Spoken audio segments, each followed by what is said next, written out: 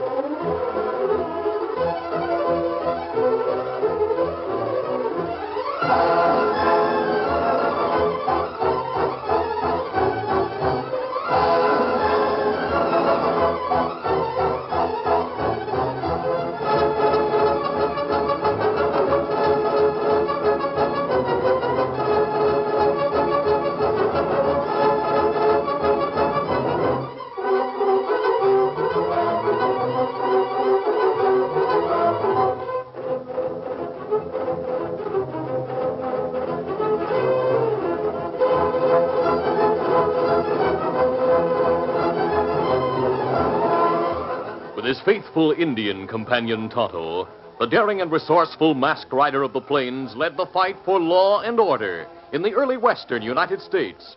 Nowhere in the pages of history can one find a greater champion of justice.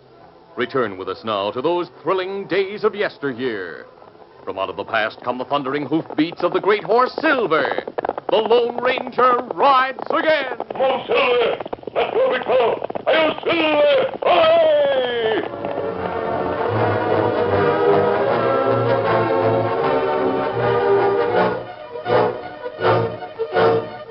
When Glenn Dawson started to leave the ranch house, his sister Christine grabbed his arm.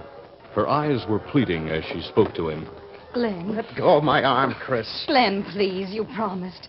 You said you wouldn't go to town again. You swore you wouldn't gamble. Now, wait a minute. Who said I was going to gamble? A fella can go and see friends in town without gambling. Can he? Yes. And don't look so all-knowing. Whatever money I lost has been my own. I know that, Glenn. But it was money that Dad left to you. He worked hard to earn that money. And you go and lose it in Judd Weller's gambling hall. Stop it, will you? I don't have to stand here and listen to you go on like this. You're going to listen, Glenn. You're my brother. I'm older than you are, and with Mother and Dad gone, I'm responsible for it. I'm over 21. No one would know it, judging by your actions. When Dad passed away, you said you weren't well enough to run the ranch. Well, I wasn't. So Mr. Tyndall was kind enough to give you a responsible position in his bank, merely because he was a friend of Dad's. What would he think if he knew you spent your nights with the worst elements in town, drinking and gambling? It'd be none of his business. And it's none of your business either, Chris. Now, for the last time, get out of my way. Glenn, oh, please. I said get out of my way. Oh, no. And don't stay up waiting for me like you always do. Snooping and preaching and asking questions. I'm getting sick of it. So good night.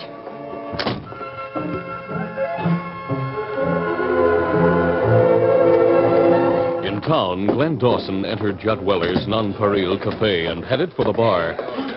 But his progress was interrupted by Ray Tomey, Weller's underpartner, who managed the place. Just a minute, Glenn. The boss would like to see you. What about? The money I owe? Maybe I can't tell you. All I know is he wants to see you at once. Now, come on, follow me. Tomey led the way to the rear of the cafe and opened the door to Weller's office. You first, Glenn. Go ahead. Judd Weller turned from his desk where he'd been playing solitaire and greeted Glenn Dawson coldly. Sit down, Glenn. Why, I know what it is you want to talk to me about. It's the $10,000 I owe you. I just said to sit down, Glenn. Do it. Oh, You stay here, Ray. Right, I was going to.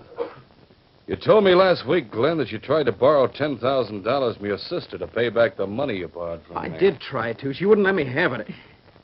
I didn't tell her I'd lost everything Dad left me. She should have guessed it when I asked her for so much. That's what I wanted to talk to you about. How much exactly did your father leave you? What does that matter? I'd say quite a lot. It was somewhere around 20,000, wasn't it? Well, yeah, around that. Yeah.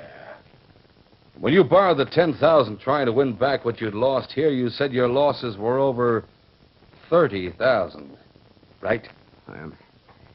Yeah. That was Bruce Tyndall's money, wasn't it, Glenn? The bank's money. Money entrusted to you. Well, how do you know that? Judd has a way of learning things, Glenn. Yes. If I wasn't sure before, then I'm sure now that you stole the money. You want to hear something else? The bank examiners are coming the day after tomorrow. They're not. You're lying. No, he's not, Glenn. They're coming. And you know what that means, don't you? Sure he does. Means 20 years in jail, the way they hand out sentences in courts out here. Means jail and disgrace. Unless what? Unless you replace the money you stole. And Glenn, I think Ray and I have worked out a way by which you can do that. What are you talking about? Tomorrow's the end of the month, right? Wells Fargo will deliver the cash as it always does for the ranch and railroad payrolls. We're going to take that money, you, Ray, and I. We'll cancel the debt you owe me, give you the money you need to replace your theft. No, you dirty crooks. No, I'll not do it. Get back in that chair. Mr. Tyndall's responsible for the payroll money. If it's stolen, he'll have to replace it. That means he'd go broke, so will the bank and the town. Never mind about Tyndall or the town. He'll have some cash. The cash you put back next day after we split the hold-up money. I'll not do it. I'd rather go to jail. All right. Let's put it this way. If you don't help us, something may happen to your sister. What? Something like death, maybe. Why, you dirty Get rotten... back. Get back, I said. Oh! That'll teach you. Oh, Ray, you didn't have to knock him out like that. Maybe he'll pay attention to us when he comes to. We've been wasting too much time on him, Judd. Should have done this in the first place. Come on, Glenn, wake up. Wake up, I said. When Glenn Dawson regained consciousness, the menace of the two men, spoken and implied, was too great to combat. He finally broke down. All right. If that's what you'll do, I have no choice. But I'll help you. Good, good. Well, make sure you don't change your mind. No. For one thing, you'll not go to the bank tomorrow until early evening. But I have That's to the way go- it's going to be. You send word to Tyndall that you're sick. That you come in late and help him. Why? And in case you get any ideas, we'll have you watched every minute. You'll arrange that, Ray? Yeah, Judd, I'll get Bronco to keep an eye on him, so he won't leave the ranch till we're ready for him tomorrow night. Well, that's all then. Oh, Glenn, Ray's riding back to your ranch with you. No, he's not. I'll go alone. I'm going with you, Glenn. I'm going to give you all the details of this job and the part you play in it. I don't stand there. Come on.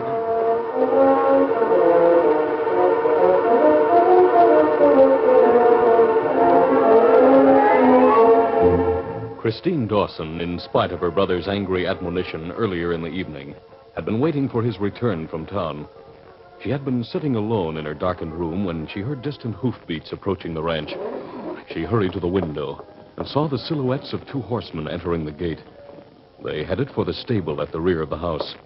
One of the riders was her brother. Hurriedly, she donned a jacket and went to the rear door. She opened this and stepped outside. Then she ran to where a row of high bushes skirted the stable. She pushed her way through the shrubbery and hid there minutes before the two riders approached.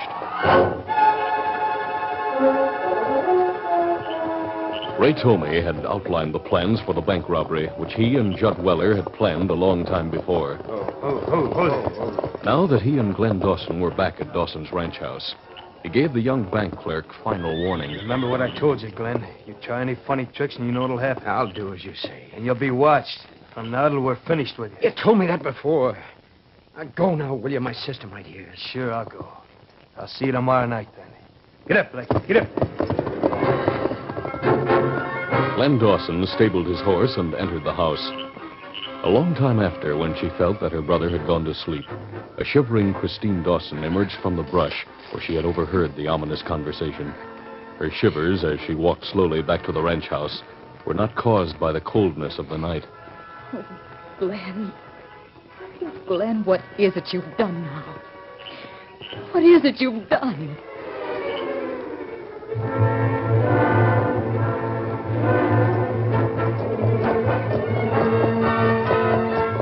It was early afternoon of the next day.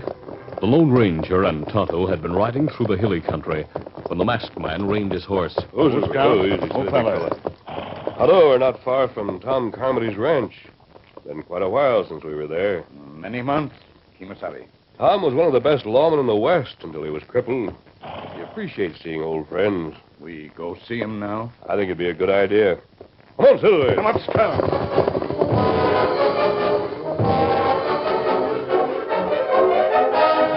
The Lone Ranger and Tonto arrived at Tom Carmody's small ranch house late in the afternoon. Tom, once a renowned sheriff in the territory, had been crippled by bandits' guns and now lived in comparative isolation with only his Mexican handyman, Felipe. When the Lone Ranger and Tonto greeted the old man, his eyes shone in gratitude. You don't know how much this means to me, your coming here. A man can get mighty lonesome. All I have besides Felipe are memories of fighting days. When you visit me, the memories become real again. Sit down and talk with me a while, please. It'll mean a lot to me. The three men sat on the porch talking.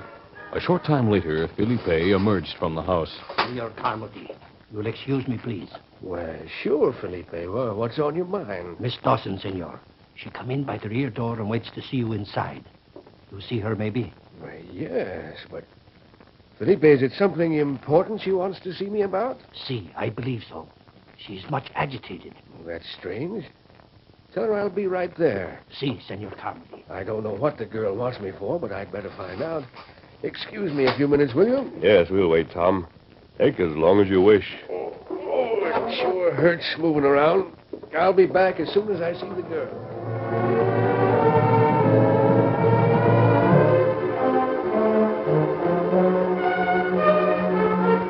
Christine Dawson, who had often confided in the ex-sheriff, had come to him for advice.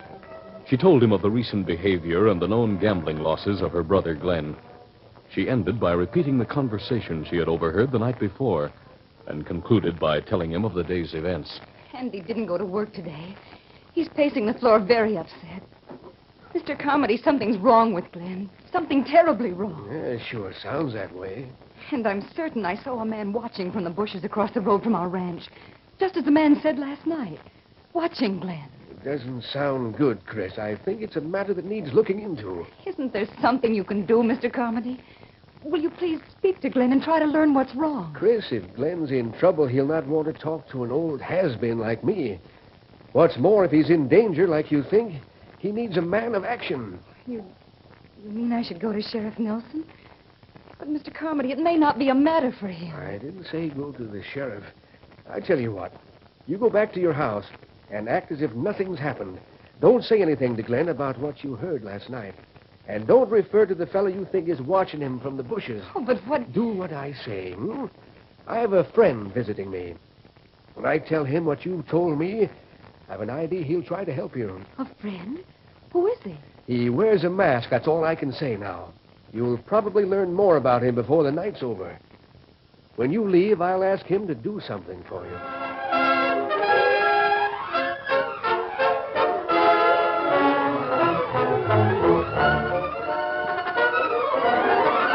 The curtain falls on the first act of our Lone Ranger adventure.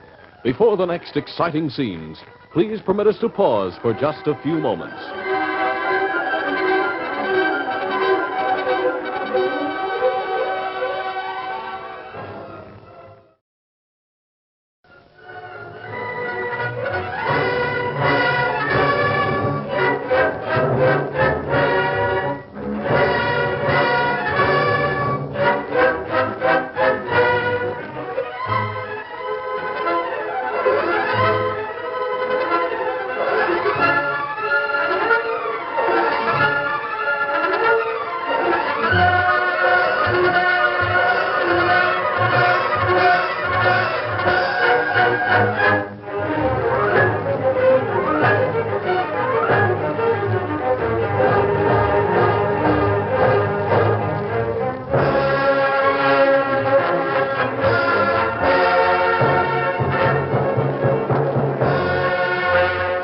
to continue.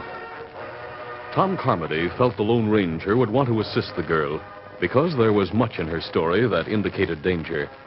And he was right. When the masked man heard what Carmody repeated to him, he and Tonto mounted their horses. After receiving directions to the Dawson Ranch, they prepared to leave. Tom, we'll see if someone's spying on Glenn Dawson.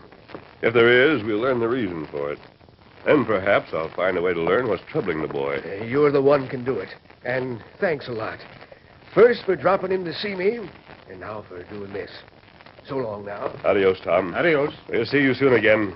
Come on, Silver. Come up,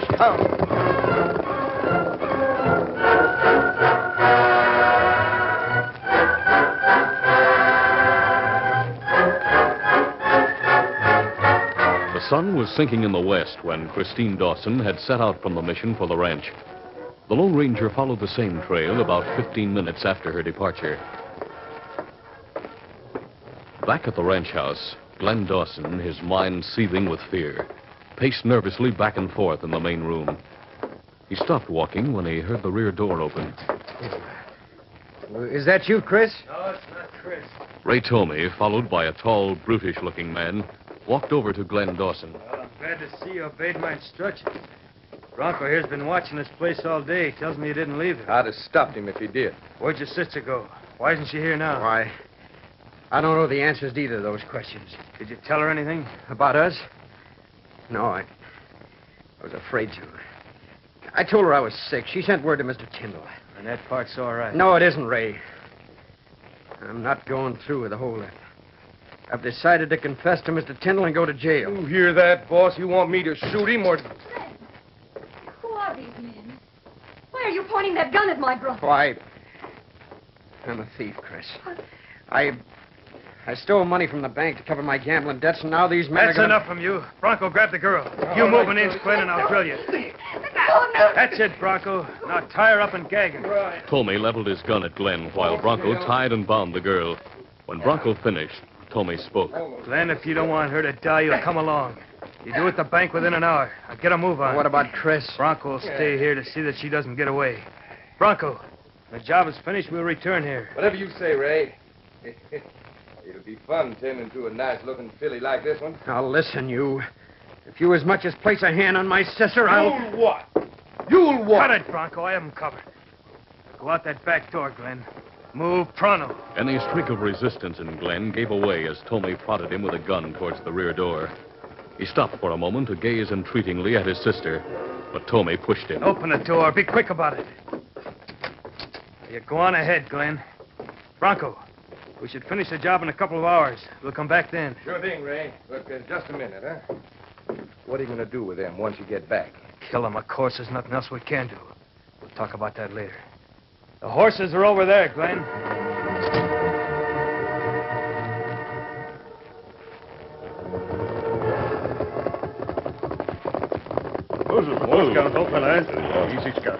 A few minutes after Tomey and Glenn had set off for town, the Lone Ranger and Tonto rode up to the entrance to the Dawson Ranch.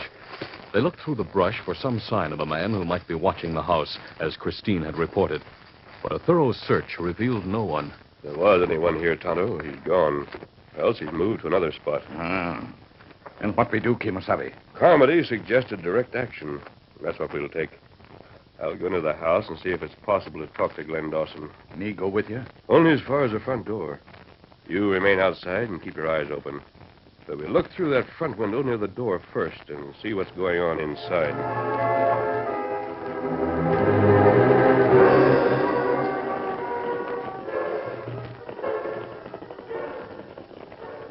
Both Christine Dawson and Bronco heard the horses come to a stop in the yard outside the house. A few seconds later, there was a knock on the door. Bronco, troubled, took out his gun and stood to the side of the door as the rapping continued. He saw Christine's eyes move to the window and open wide in terror. His gaze followed hers. Then he saw what she had seen, a face at the window, an Indian. Redskin. Hey, what is this? Bronco drew his gun and fired. The face disappeared before the bullet crashed through the window. Then the rapping on the front door continued once more. Get away from that door, Injun. Get away or I'll blast through it. Cautiously, he walked to the door, his gun ready to fire. He He did not hear the rear door open, nor did he see the masked man who entered the room through the door. All right, you drop that gun. Hey, what the... No! Too late. No, my arm! I'll pick up your gun. There.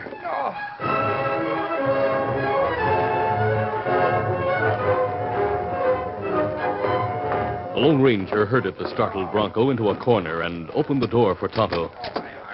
You're a good decoy, Tonto. Remove the ropes and gags from the girl, then treat this crook's wound, will you? Me do it. Tonto freed the girl. Then, as he treated Bronco's arm, she told the masked man of all that had happened.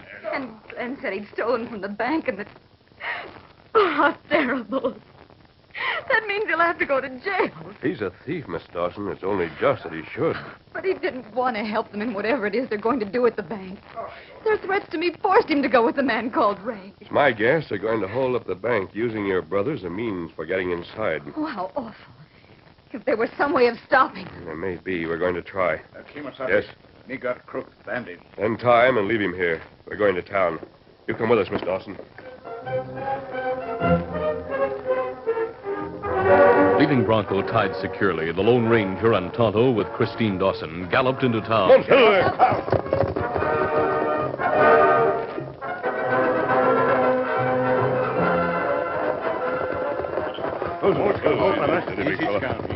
It was dark when they arrived there. They dismounted at a spot away from the bank where no lookout might see them. We'll take no chances. We don't know how many are in the gang. Oh, Miss Dawson. Yes? Tonto and I are going to the bank. We'll approach from opposite directions as we did at the ranch. I do hope you're in time. So do I. We'll know the answer to everything very shortly. What do you want me to do? If you hear shots or disturbance of any kind from the bank, then go to the sheriff. You ready, Tonto?